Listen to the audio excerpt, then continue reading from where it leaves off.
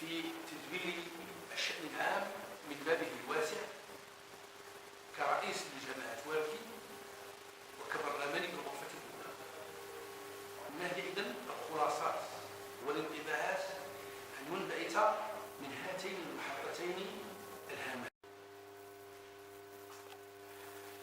سؤالكم حول ممارسة الشأن العام محليا ووطنيا من بين الأسئلة التي أرتاح أن أتكلم حولها. بالفعل جيت للجماعة الترابية ديال وركي سنة 1992 وكانت آنذاك جماعة وليدة عزات، فكانت تفتقر إلى كل شيء، لا مقر لا بنية تحتية ولا هو الثاني. بعد ما تغلبنا على بعض المعيقات الأولى بدينا كنفكروا بموضوع التنمية. كان الهم الأول هو أننا نبداو برنامج ديال الكهرباء والماء الصالح للشرب، والحمد لله أننا توفقنا في السنوات الأولى في تعميم الكهرباء على ما يقرب من 30 حتى 35% من عدد الدور، وأننا بدينا بواحد التجربة فريدة من نوعها تتعلق بالإيصال الفردي لجميع المساكين بالماء الصالح للشرب.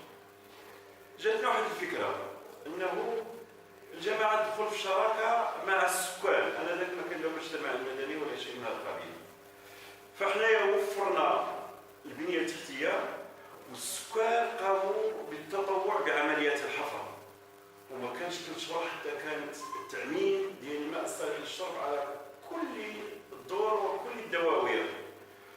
ومن بعد ذلك عاد قلنا هذا الماء الصالح للشرب ما خصناش نبقاو نسيروه كجماعه، فكرنا في انشاء جمعيه للمجتمع المدني ومازال كتسيروا الى يومنا هذا. جماعه عندها الايصال الفردي بالنسبه لجميع الدور، بل اكثر من ذلك اننا دواور اخرين ديال جماعه مجاوره اعطيناهم الماء الصالح للشرب من هذا البرنامج. الان الحمد لله تنامى عدد الجمعيات ووصل لواحد 5 ولا 6 ديال هذه الجمعيات كتسير الماء الصالح للشرب. فبدينا في تحقيق الكثير من البرامج ديال التنميه. ما اود ان اقوله وهو انه الانسان كيشعر بواحد الارتياح كبير وهو افكاره تتحول الى واقع ملموس، وكيشعر بواحد الارتياح كبير حينما كيوجد نفسه كيلبي رغبات السكان، وحينما كيكون هو الاول اللي ساهم في ادخال الكهرباء، في ادخال الماء الصالح للشرب، في بناء الاقسام، في احداث دار للطالبات، في احداث دار للشباب، دار للتكوين، في بناء مقر للجماعه يليق بها، في شق كثير من الطرق، بحيث في احداث وحده للصرف الصحي، بل الاكثر من ذلك في تشجيع جمعيات المجتمع المدني وجعلها شريكه في كل عمليات التنميه. جماعه ورقي كانت منذ البدايه فاتحه يديها لكل جمعيات المجتمع المدني. هذه اكثر من 15 عام باش درنا النقل المدرسي مع جمعيه ديال المجتمع المدني، وكما قلت درنا جمعيه لتسيير الماء الصالح للشرب، وجمعيات اخرى للفروسيه وللرياضه وللتنميه ولغيرها. اخر جمعيه هي جمعيه ديال تدبير النفايات الصلبه بمركز ورقي اللي كيسير الان المجتمع المدني من طرف الجمعيه. وبهذه المناسبه فانني اهيب كل من يتعاطى للشان المحلي انه يقدر دور المجتمع المدني كشريك في عمليه التنميه، انه ما يضايقش منه، بل عكس من ذلك يبرم كثير من الشراكات معه ويجعلوه شريك، خصوصا الان انه كاينه الامكانيه ديال القانونيه لانه اصبحوا شركاء في الديمقراطيه التشاركيه باش يسيروا معه الكثير من المرافق والكثير من المحطات ديال التنميه من طرف جمعيات المجتمع المدني. ف عندنا واحد الامل كبير من انه المجتمع المدني غادي يكون واحد القاطره كبيره في موضوع التنميه.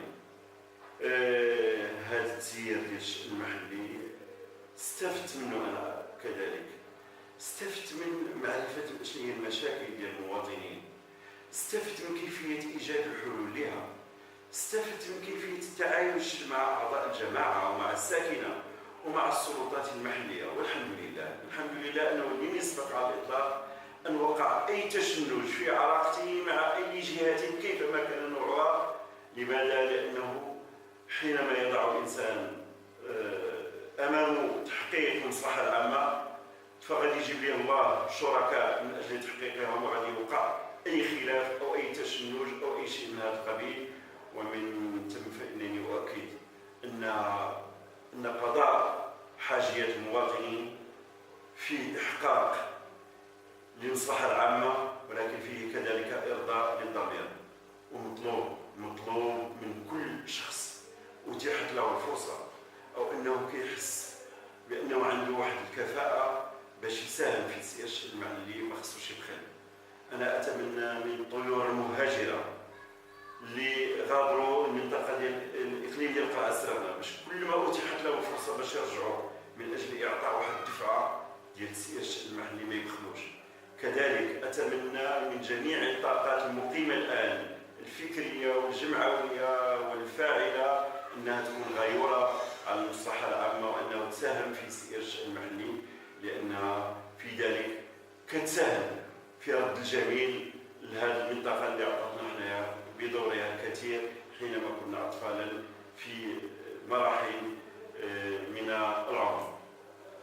هذا باختصار عن تجربتي المتواضعة بشأن الجماعي.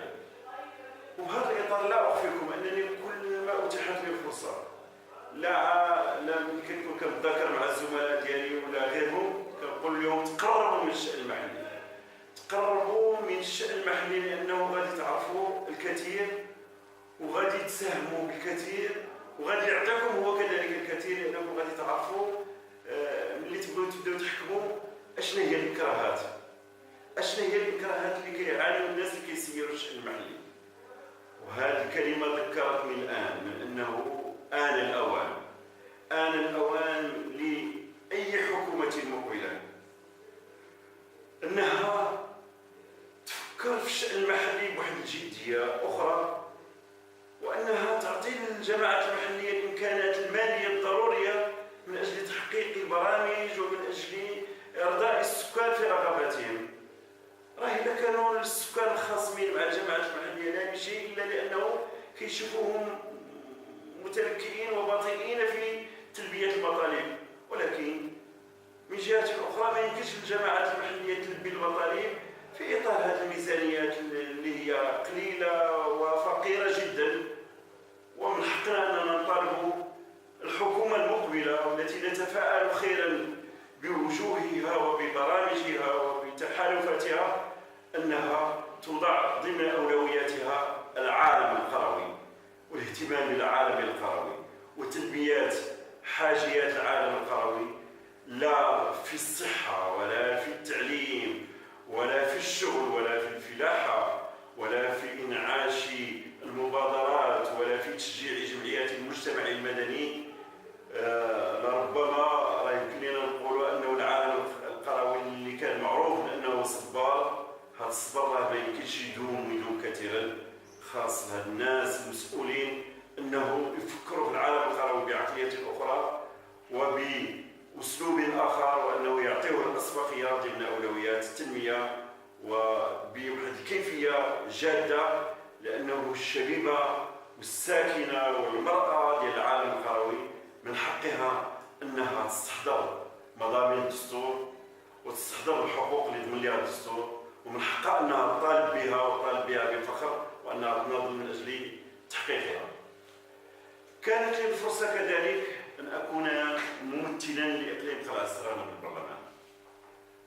هذه الفترة أسجلها بمداد من الفخر، لأنني تتبعتها عن كثب، لا من خلال الحضور المستمر بالجلسات ولا مناقشة السياسات العمومية، ولا من خلال الحضور بالجلسات جلسات اللجان لمناقشة القوانين وصناعة التشريع. يكفيكم أن أقول أنني لم أتغيب عن أي جلسة كيفما كان نوعها وبتوفيق من الله على الإطلاق. أنني واكبت عمل اللجان باستمرار، بل لا أخفيكم سرا إن قلت أنه اللجنة اللي كيكون فيها 50 و 60 فرد كتشتغل ب5 ولا ب6 ديال الناس ومحسوبين على رؤوس الأصابع اللي كتشتغل في الليل وفي النهار وبين الدورات وكتعطي العطاء الكبير، لأنه كاين ما يتخدم وكاين ما يتعطى في هذا الميدان. كذلك مارست مهام التمثيل ديال اللي كيفرض عليا صفتي كنائب برلماني لا على المستوى الوطني ولا على المستوى المحلي.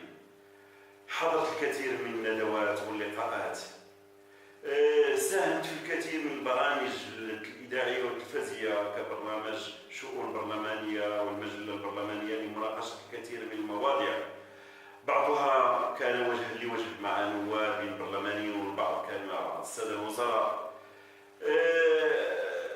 أتيحت لي الفرصة لأن أحضر الكثير من اللقاءات الدولية في مواضيع جد مهمة، بل بادرت وبإلحاح مني أن أكون ضمن الوفد البرلماني الذي توجه إلى قطاع غزة في عز إن صح التعبير وفي أوج العدوان الإسرائيلي على قطاع غزة، لننقل إلى إخواننا الفلسطينيين تضامن الشعب المغربي والنواب البرلمانيين. كانت فرصة كذلك للقاء مع الكثير من الوفود البرلمانية استقبالا وحوارا، وكان العطاء على مستوى الأسئلة، بحيث أنه كان عندي سؤال شفوي بمعدل كل جلسة تقريبا، لأنني كما قلت قبل قليل لم أتغيب عن أي جلسة. ناقشت من خلال الأسئلة مواضيع لها صبغة وطنية، سواء تعلق الأمر بالوحدة الوطنية أو السياسة الخارجية أو إصلاح قطاع العدل. لامست أسئلة جريئة تتعلق بمحاربة هدر المال العام والتسيب الذي يمكن أن تعرفه بعض الإدارات، ومحاربة الغش والامتيازات وغيرها. لامست كذلك أسئلة جريئة تتعلق بوضعية الشباب سواء حامل الشهادات أو الذين لهم مستويات أقل، وحقهم في الشغل وحقهم في الانخراط في الحياة الاجتماعية وحقهم في الترفيه. لامست كذلك أسئلة جد مهمة تتعلق بالإسكان وحق البادية في السكن الاجتماعي وفي الخاص السكن. ومن خلال الأسئلة التي كان عندها طابع وطني وهي كثيرة ومتعددة، لامست قضايا محلية تهم الإقليم. ناقشت موضوع الوضعية ديال الفلاحة في الإقليم ومصاحبة الفلاح وتكوين الفلاح والأسعار، واستفدت من برنامج المغرب الأخضر ومن التكوين وغيرها. أخرى تتعلق بقطاع الصحة، تعرضت إلى الخصاص في قطاع الصحة على مستوى الإقليم وعلى مستوى مستشفى السلامة، لا من حيث التخصصات ولا من حيث الكفاءات الطبية ولا من حيث الخصص الذي تعرفه دور الولادة ولا عددها، ولا كذلك فيما يخص إنشاء وحدة تتعلق بالطب النفسي والعقلي في بويا عمر، ولا من حيث توفير كل جماعة سيارة للإسعاف. ناقشت كذلك موضوع التعليم وبجرأة كبيرة، لا من حيث الخصاص ولا من حيث وضعية السادة رجال التعليم ولا من حيث تمكينهم من ظروف الاشتغال في ظروف ملائمة، ولا من حيث توفير ما يجب توفيره من دور للطالب والنقل المدرسي والمنح الجامعية وغيرها. مواضيع أخرى تتعلق، ذاكرة خانتني باش نستحضرها الآن، ولكنها تتعلق بمجالات أخرى اجتماعية كتمكين العالم القروي من الاستفادة من الماء الصالح للشرب.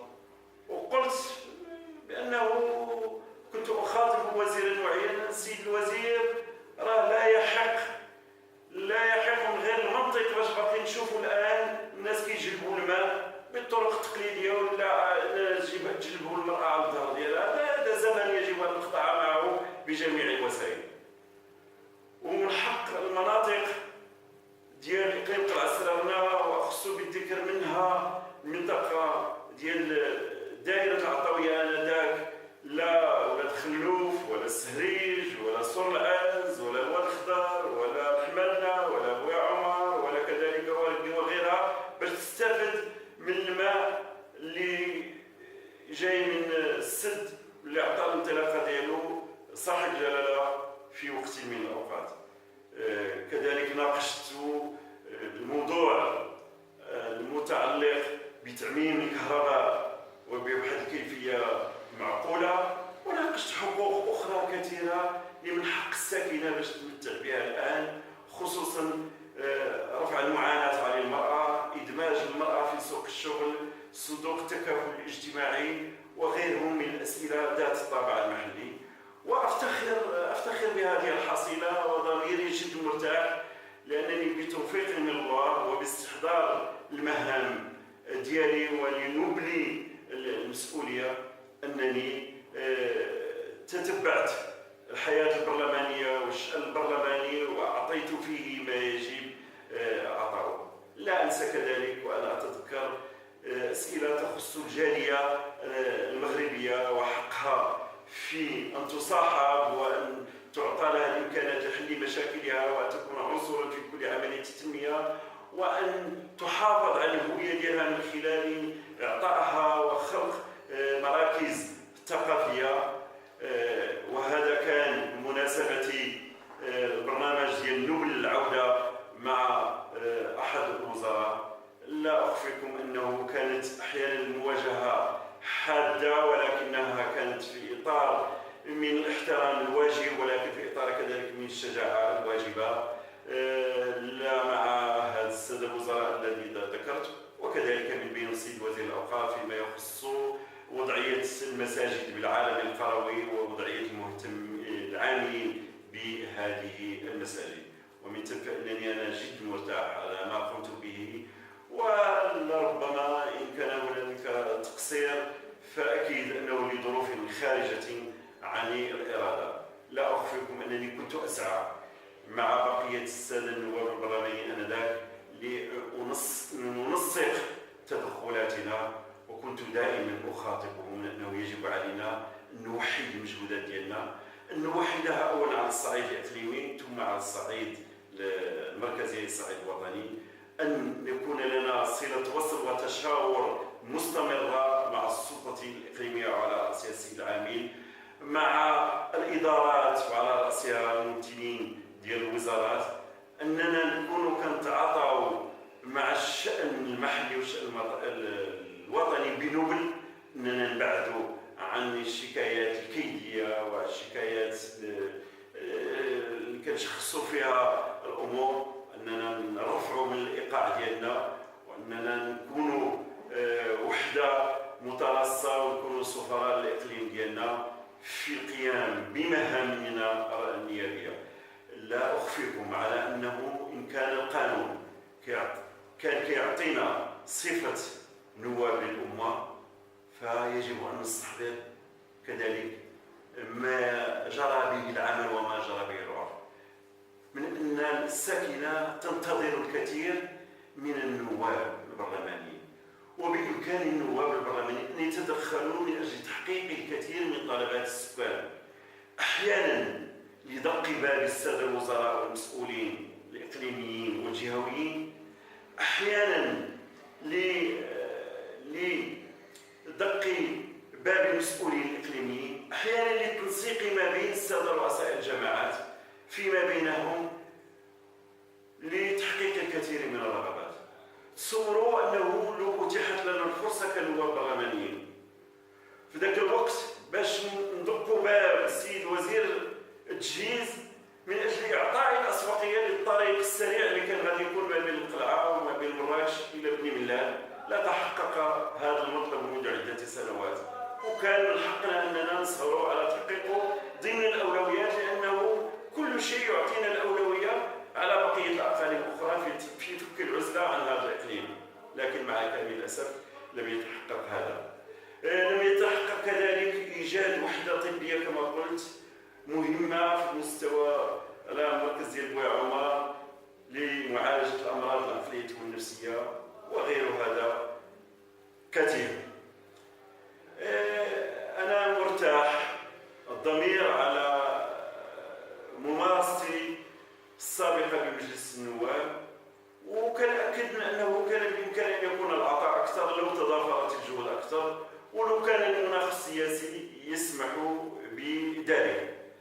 لا أنسى واحد التجربة يمكن استمرت واحد المدة ديال السنين، وهي كوني كنت مستشارا في المجلس الجهوي، وفي أول مجلس جهوي في تجربتي الأولى كنت في الأول رئيس لجنة الإعلام لمدة 3 سنوات، ومن بعدها كنت نائبا أولا لرئيس مجلس الجهة. أتذكر هذه الفترة لأنها كانت فترة حاسمة في مسار الجهوي، لأنها كانت فترة ديال الإرساء الجهوية في سنواتها الأولى، في غياب الإمكانات القانونية، في غياب الإمكانات المالية. حققنا الكثير وبألوان سياسية متعددة وبمشاركة الجميع. لماذا؟ لأن المجلس الجهوي آنذاك مع كامل الاحترام للمجالس الجهوية الأخرى كان كيتوفر على واحد الطاقات فكرية غريبة من نوعها وخلاقة، أعطت الكثير للمجلس الجهوي الأول. أتذكر أنني ملي كنت في رئاسة مجلس الإعلام فكرت في تنظيم واحد الندوة تتعلق بدور الإعلام في التنمية الجهوية، ولم يتردد آنذاك السيد الرئيس في مد يد المساعدة وللسلطات الجهوية في كذلك إيجاد الفضاء لذلك. وأتذكر أنه استضفنا آنذاك وجه إعلامي وأستاذ معروف، وهو الأستاذ أحمد خشيشن اللي هو الآن رئيس جهة مراكش أسفي، كان ذاك أستاذ جامعيا. فكانت الانطلاقة والنواة في التعريف بدور الإعلام في التنمية المحلية وفي تقديم الخدمات للمجالس المنتخبة. كان كذلك انفتاح الجهة على كثير من جمعيات المجتمع المدني، ومن بينها جمعية سيدرتي، جمعية تنمية مراكش تنسيفت، اللي نظمنا معها الكثير من اللقاءات. ومن بينها أتذكر واحد اللقاء كان دام لمدة ديال يومين في مركز بوكيمدن، وقدمت فيه السلطات الإقليمية والمنتخبة واحد الخدمات جلة، وشارك فيه واحد العديد من وجوه الجامعية على مدى يومين لمناقشة الجهة وإكراهات الجهة القانونية والمادية. ولربما منذ تلك اللحظات استشعرنا بضرورة تتاح الفرصة لبلدنا ليعيش جهوية موسعة وجهوية متقدمة أكثر، لأنه تبين لنا أنه لا خيار للتنمية غير المسار الجهوي.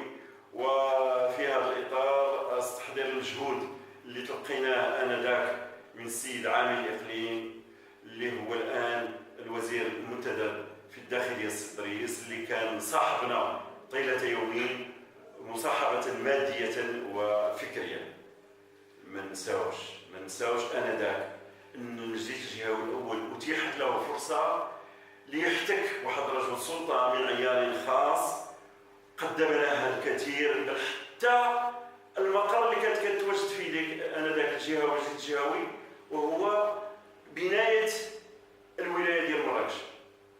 هذا الرجل هو السيد وزير الداخلية الحالي السي حصار، اللي كان متفتح وكان مقدام في اتخاذ الكثير من الخطوات اللي لولاها لما أتيحت الفرصة للجهة في أن تبلور نشاطها وأن تنجز الكثير مما أعطته في البداية. متمنياتي الآن للمجلس الجهوي الحالي بالنجاح، ومتمنياتي للجهوية الموسعة بأن تترسخ أكثر وأن تتقدم أكثر وأن تتاح لها الفرصة لأن يكون لها والعطاء أكثر من خلال أعضائها ومن خلال الكفاءات، ومتمنياتنا لبلدنا بالنجاح. ونحن في هذه الظروف لا يسعنا إلا أن ندعو الله لبلدنا بأن تتوفق في مسارها، وأن يطيل عليها الله الرداء ديال الأمن وديال الاستقرار وديال الطمأنينة، وأن يكون المغرب بلدا للجميع، بلدا لجميع الكفاءات، بلدا لكل أبنائه وبناته. وشكرا في الأخير لموقعكم الذي نتمنى له هو بدوره أن يوفقه الله في العطاء وفي تقديم ما يجب أن يقدم لمشهد الإعلام. وفي الأخير نشكركم الأستاذ عبد الغني وفيق على تلبيتكم الدعوة لحضور هذه السلسلة من الحوارات مع الموقع الإعلامي بلاد ميديا ومع ضيفنا السيد عبد الغني وفيق. شكرا لكم مشاهدينا الكرام، وإلى ضيف آخر إن شاء الله.